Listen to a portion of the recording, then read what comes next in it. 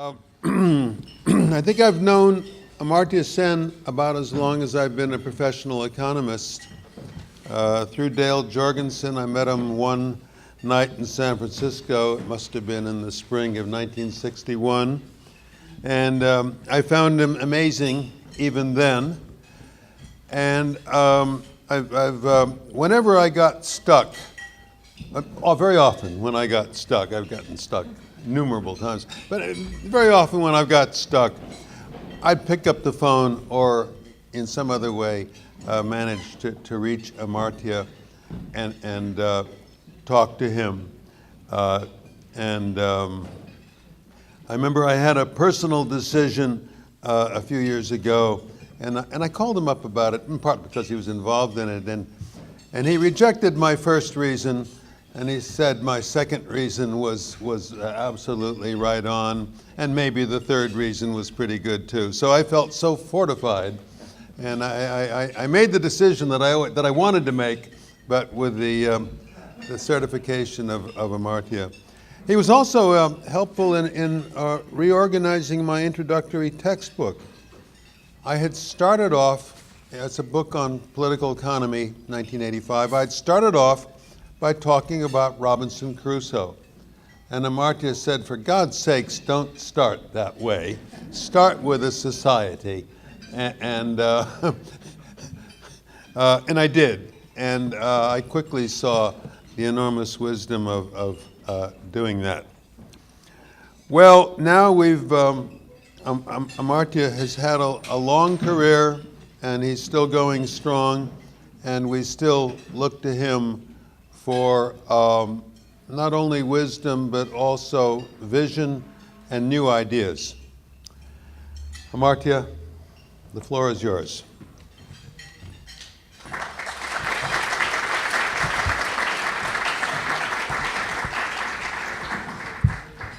Thank you very much. Is that microphone just about right or not? Yeah, it will work. Okay, good. Well, it's wonderful to be in this conference. And I take this opportunity of not only expressing my admiration for Ned's work as well as his personality, but also the idea behind in this particular conference, which I think is quite brilliant. I think it's brilliant for three quite different reasons. One is that it's a very important issue, the idea of a good life, of a good economy, the idea that a good economy is ultimately dependent on a view of the good life. That itself is a proposition of some significance. And it doesn't get enough discussed. I think the second reason is that the boundaries of philosophy and economics, which can be much more extensive than is often accepted in either of the two disciplines, and Ned has been a great soldier in that respect. So all these are very good reasons for having the conference and a very rewarding meeting as a result. My third reason for thinking of it is, thinking it to be a good idea is somewhat more frivolous. It's when I looked at the pamphlet connected with it, with these happy workers here, I don't think I have seen anything like that since I saw the pictures of happy tractor drivers in Soviet collective farms. This is, as an example of socialist realism, I can think of very few better examples, and it coming from the center of capitalism makes it particularly apt, I think. So, Ned, congratulations on all these grounds. The happiness that you can see in the workers' faces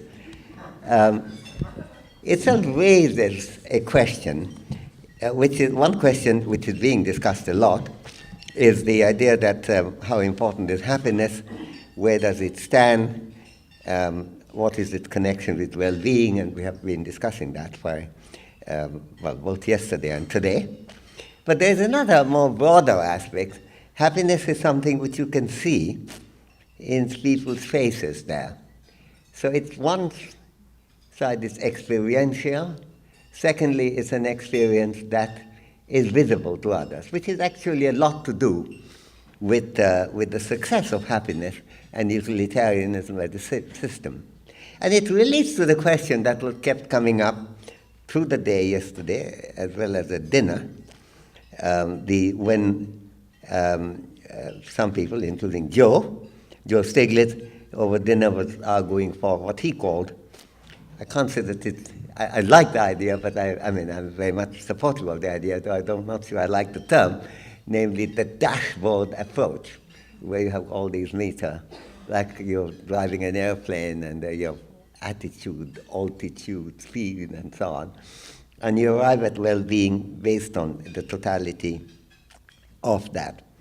Now, that is in itself, if you're just listing the dashboards, that, of course, could still be an experiential thing, depending on what variables you have.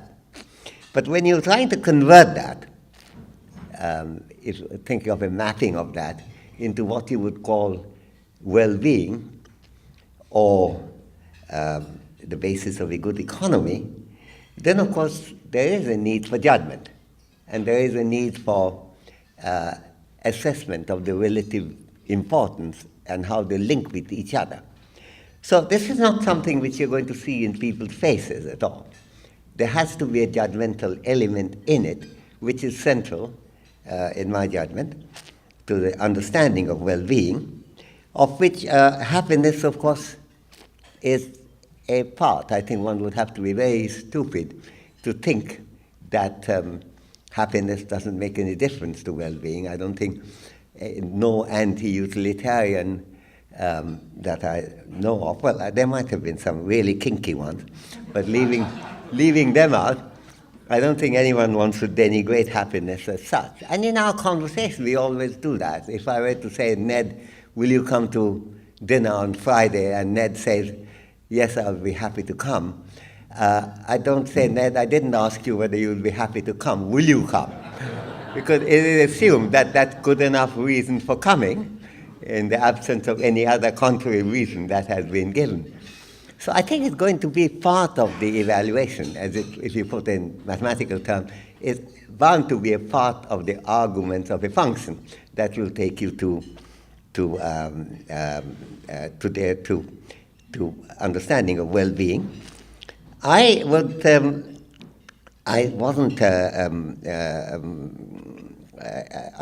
unfortunately had to miss Martin Seligman's paper, but I was talking with him, and of course there's a summary of that that Ned gives.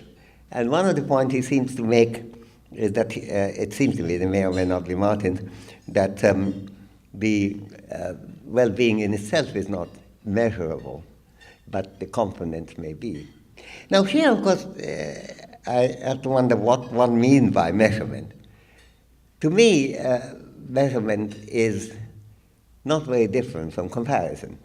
I mean, even purely formal mathematically, if you have ranked alternatives, you have a basis for assigning numbers to them. There won't be unique numbers, and if the ranking is partial, you will not be able to a two-way relationship. You could have a number so that higher well-being goes with a higher number, but you won't be able to deduce back from a higher number that is higher well-being. But it's still, you could get a numerical representation.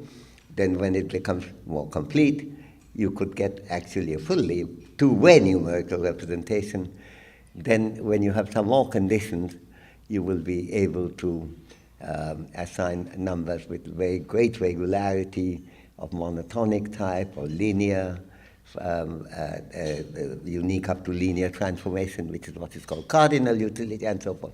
So I think the gap between evaluating and measuring isn't that great, and I think one of the reasons why this debate is often appears to me to be somewhat misleading is because we are in the business of measurement. Whenever we are in evaluation, it's a question of what extent of measurement, what kind of numbers, etc. and what are the significance of these numbers we are dealing with. And this whole issue turns on in the context of the transformation of the dashboard, to use Joe's terms, into an evaluation of well-being. It's a question, we are in the business of comparing the relative importance of this compared with that.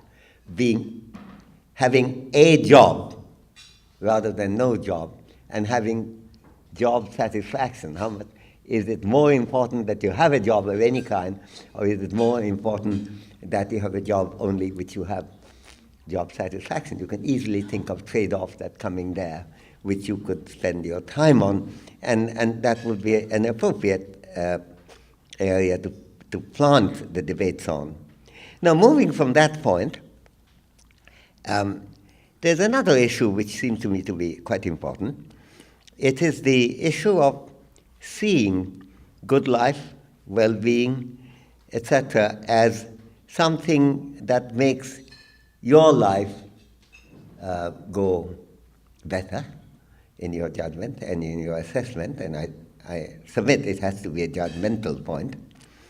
And there is the question of how to go from there to the good economy. And that, of course, is the exercise with which most of my life has been connected, namely social choice theory, and namely how you could aggregate from the individual to the social. And that raises a different kind of question. And some of the issues which are very good for inspiring you to lead a good life ceases to have quite that level of immediate relevance when it is dealing with judging social good or a good economy. For example, creativity. I think I always thought that this is an extraordinarily positive part of Aristotle, encouraging creativity, thinking about creativity, and people recognizing that mere comfort isn't what we are looking for. But then again, we have to see to what extent, with the best of effort, how creative we will end up being. It's quite possible that some people may remain more creative, may be more creative than others because of a number of factors, not only circumstances, but also genetic factors, perhaps. But if that is the pattern we are looking at, then one of the purpose of this measurement, namely the evaluation of society, it makes it less suitable because it's losing the dimension of being aware of equality, of fairness to people, and so on. Because, if I'm born not so smart, that's no fault of mine, and you could think of a theory of justice, as most theories of justice would, which must take that into account. So that it's not just a question of getting an index, and which works very well for the individual, but having some eloquence of its index when it comes to social judgment and social evaluation. But my friend Robert Nozick used to call patterning. For him, it was a negative word. He didn't like that. He didn't want patterning. So what I'm arguing for is exactly the opposite here. I don't think we've come to Bob Nozick as a surprise. He and I taught courses together for 10 years, so we knew where we disagree on each point. And I think patterning is a very important part of dealing with a social order and what emerges from a good economy and how it emerges. So I think that's a different kind of exercise, and I don't really think we would end up with exactly the same thing in each case. The kind of thing that kind of inspires you to ask, am I leading a good life? I did try to tease another friend with whom I did teach for many years, namely Ronnie Dworkin, when he was doing the Justice for Hedgehog in a preparatory meeting in VU.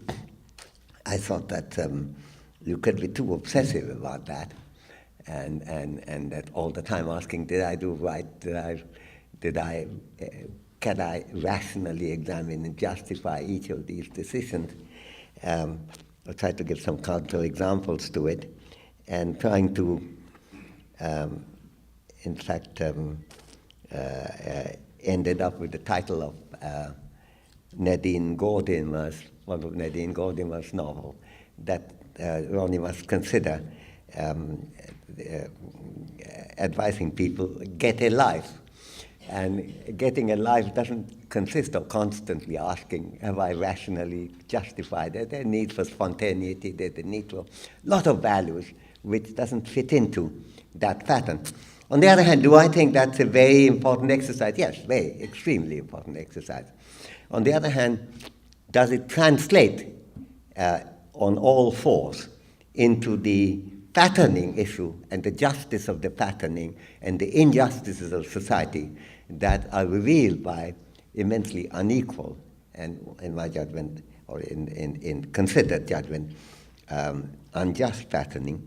That seems to me to be a different kind of thing. The purpose there is not to inspire you to think about leading a good life. The purpose is to see how to arrange a society, and in case of many people like Adam Smith, how to organize your moral sentiments around that thought, and that issue is quite important.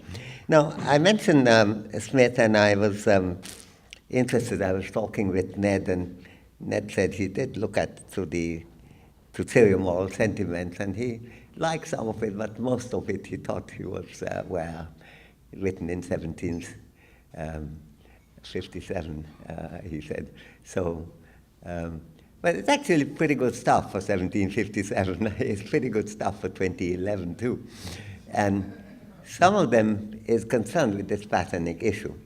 And here, you know, we, like in many of Smith's writings, he is concerned with some very strong sense of patterning. For example, he is very concerned about the slavery issue, as were many other people.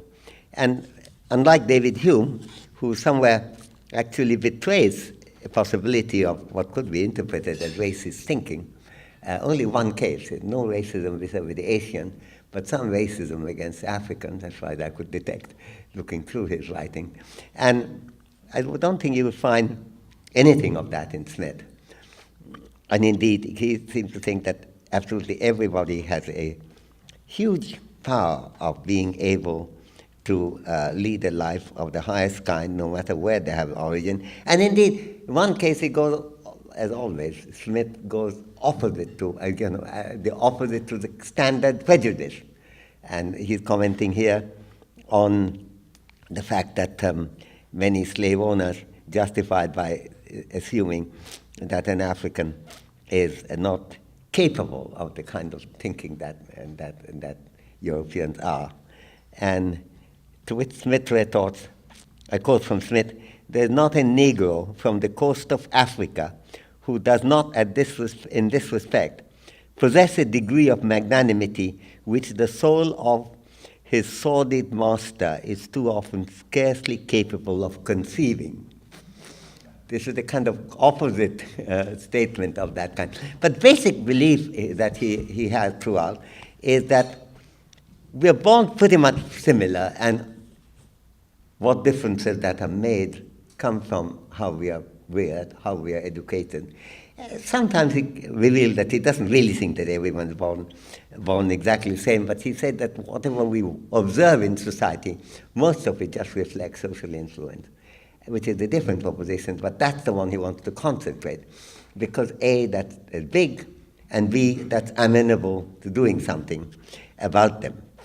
So to quote one section on that, the difference of natural talents in different men is in reality much less than we are aware of, and a very different genius which appears to distinguish men of different professions when grown up to maturity is not upon many occasions so much the cause as the effect of the social arrangement. In particular, he is now criticizing division of labor, which he had earlier justified and go on to justify further in the Wealth of Nations into the economy of large scale, which is the kind of the trade model of the economy of large scale, on which, by the way, a big commentator today in the New York Times, namely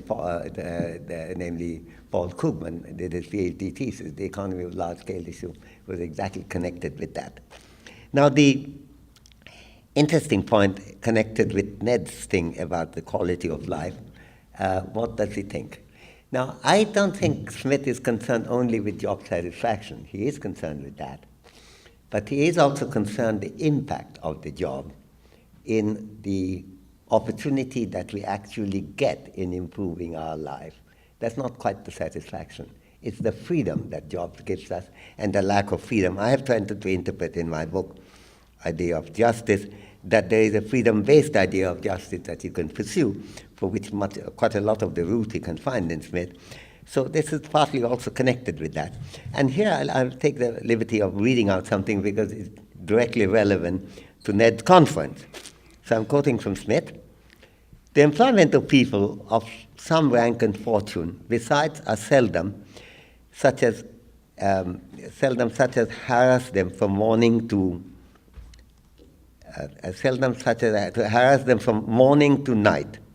They generally have a good deal of leisure. This is the employment of people of rank and fortune. These are fortunate guys he's talking about now, to be contrasted. They generally have a good deal of leisure, during which they may perfect themselves in every branch, either of useful or ornamental knowledge, of which they may have laid the foundation, or for which they may have acquired some taste in the earlier part of life, where he's talking about educational differences. It is otherwise with the common people. They have little time to spare for education. Their parents can scarce afford to maintain them even in infancy.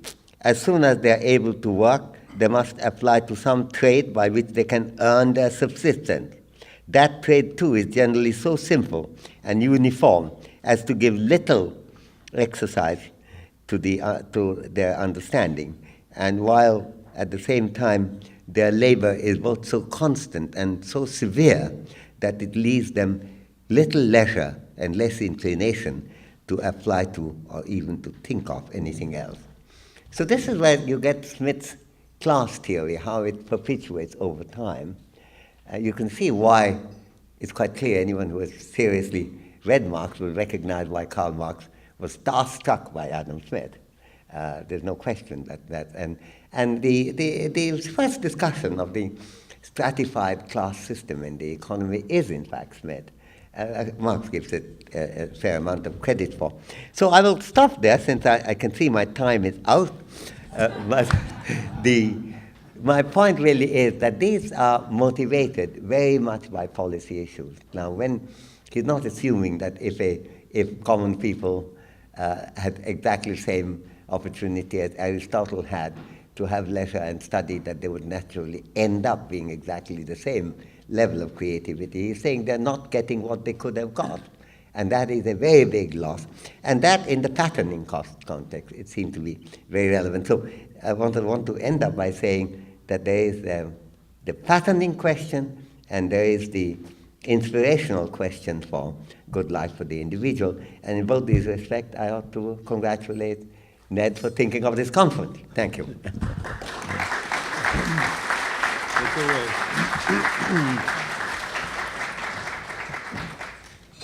Amartya has agreed to take some questions, and with his permission, I'll ask the first one. I think there's an impression running through the conference that creativity is endowed far more unequally across society than, let's say, money-making ability. And I'm asking the question, not giving the answers, but I can't resist telling you that 35,000 years ago, there was a cave in South Germany where somebody created flutes. And the archaeologist Conrad dug these out just a couple of years ago, and he reported that you can play them. You can play on these flutes. So what astonishing creativity, 35,000 years ago. Now, so my question is, Amartya, would you think that the inequality between the 10th percentile person and the 50th percentile person in terms of creativity is that disparity is greater in terms of creativity than it is in terms of money-making ability? I don't know. Okay. but I can. Neither do I.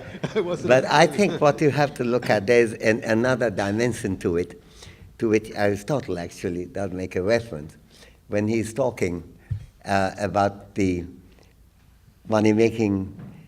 Some people make a lot of money and others don't. And he examined the question, does it require some very special skill? Now, Aristotle goes on to say, no, it doesn't really. It's just that they're very interested in making money, they end up making money. And then he said, there was a professor, I've forgotten now where, if I knew you were going to ask the question, I would have carried my Aristotle, not merely my Smith with me. But where he says, there is a professor of philosophy, he came to know, he just suddenly decided he needed some money and he wanted to make some money. And he heard that there was some shortage of some enormous amount of harvesting of something. I don't know for what crop it is. Let's say sugarcane. So, Okay, exactly. So he bought these machines just at that time and made a huge amount of money, which means a professor can do it at any time. It does not special skill. Now that's one view. And the other view, which is very common in my country now, since it's being successful in money making more than anything else at this time, that's a very special skill, and somehow Indians have it and don't have it. Others don't have it, which is, of course, a ridiculous way of interpreting what's going on in the world. So I think I would tend to be Aristotelian in this thing, that suddenly the Indians have found a situation in which they can make a lot of money. Some people can. And the system, rather than thwarting it, is allowing that and encouraging that to happen. So my guess would be that the money-making ability is perhaps not as big a creativity issue as many others we can think of. But nothing that I said turns on that answer. Therefore, I don't mind if we went away with the view that I just don't know the answer, because nothing I've said will be affected by it. Mm-hmm. Nicholas Beale. Anticipated mind, there seems to have been an assumption that creativity is only for an elite, whereas normal economic activity everyone's can be engaged in. You're addressing it to Ned. Well, I'm kind of addressing it to you, if you'll forgive me, Amartya, but Yeah. I'm not trying to claim that you actually hold this view, but the idea that we shouldn't be concerned about creativity in the economy as a whole because only some people can be creative. There's a lot of evidence that almost anyone can be taught to sing. But I thought I was quoting Smith just to that effect. Well, That anyone could be creative and they're not allowed to go because they're sent to rotten schools, badly educated, they come back exhausted and don't have time to read. Anyone could be creative is what Smith is arguing. There's no natural endowment difference at all, is almost what he begins with. And then he qualifies saying most cases. But the implication of that is that it's quite legitimate for public policy to think about creativity throughout the whole economy. Well, it's not only the economy, forgive me, Nick, the society. The economy exists. I mean, Smith got it right. Theory of Moral Sentiment was his first book, 1757. It was his last book, 1790. The last edition was well after the Wealth of Nations have gone through its gyrations and its impact.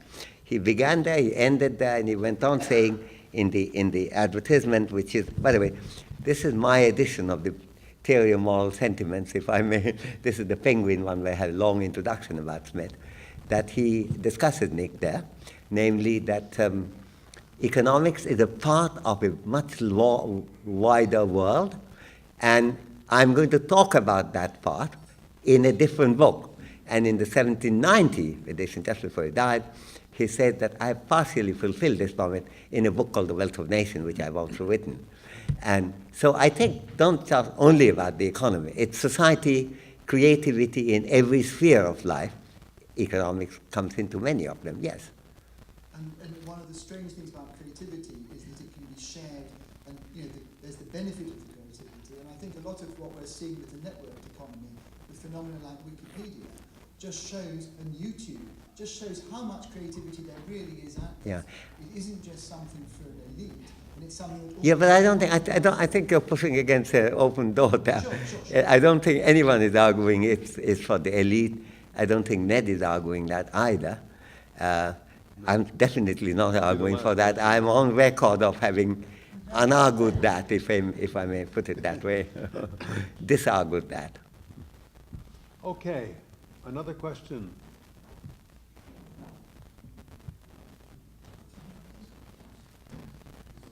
Sebastiano. Sebastiano? Macetone? Maffetone. This is frankly a real question. I'm very As curious. distinct from Tom's. Oh, No. I'm very curious to know something more about the relation between inspirational and patterning. I mean, Inspirational and what? The patterning and the inspirational. Yes. What is the relation among them? It's natural curiosity after what you say. Are you suggesting that a good society is one in which you have more option to be creative or something like that or not?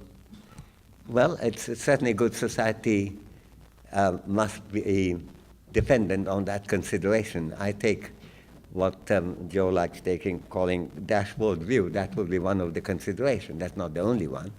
Creativity is one concern, to be fed and sheltered and so on, important ones too.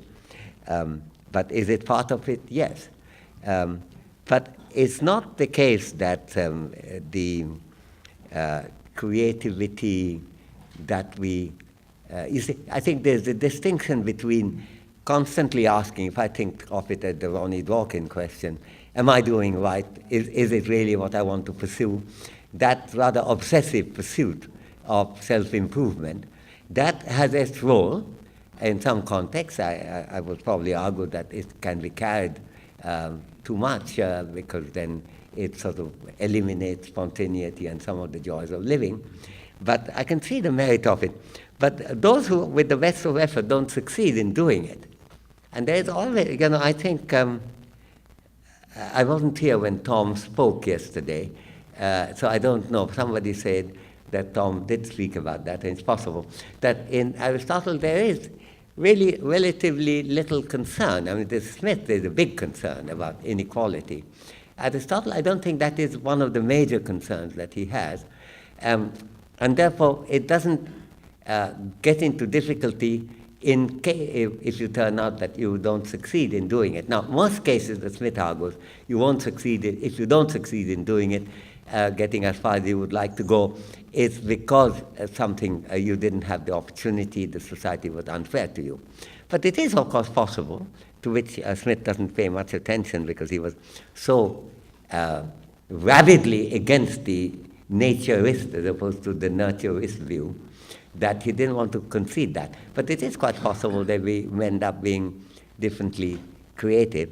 And if that is the case, there's still the issue of patterning. And then, as like Jack Rawls raised the question, saying, if you have some natural talent, does that give you an entitlement to get a higher reward for that reason? So all those questions remain. The patterning questions, therefore, are different, and as opposed to the self-improvement question. They're both very important, and they're interconnected, but they're not the same question.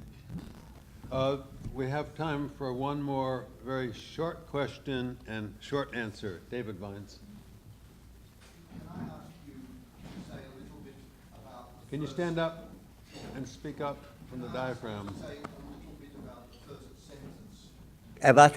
About the first sentence of the theory of moral sentiments. Yes. There's been a lot of resistance in this meeting Yes. to economists' focus on rational egoism. And we heard Professor Machiotti's, if I pronounced your name correctly, Getting worse than the scorn at the way this is expressed in the papal encyclical as a concern for the common good. Smith does something different with the impartial spectator. Rawls does something else with reasonableness. And I just wonder where you think we can get a Yeah. government of that? Well, David, that question is very rich because there's so many different issues there.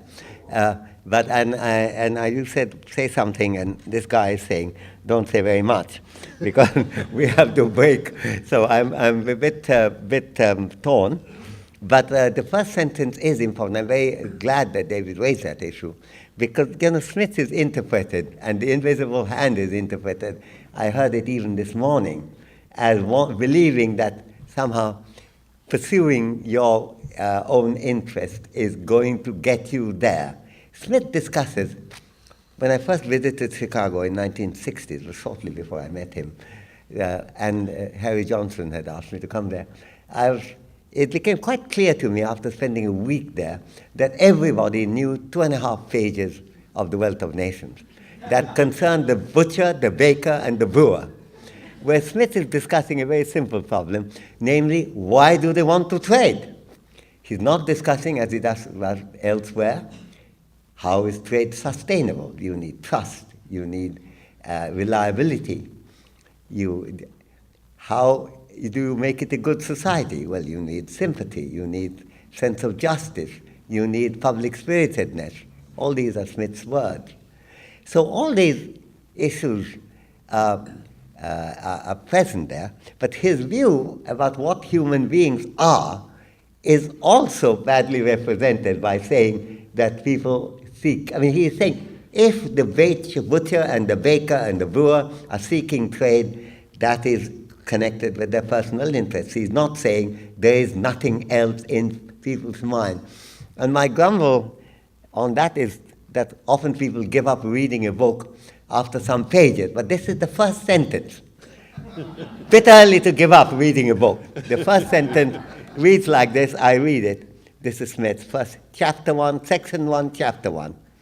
How selfish soever man may be supposed, there are evidently some principles in his nature which interest him in the fortune of others and render their happiness necessary to him, though he derives nothing from it except the pleasure of seeing it.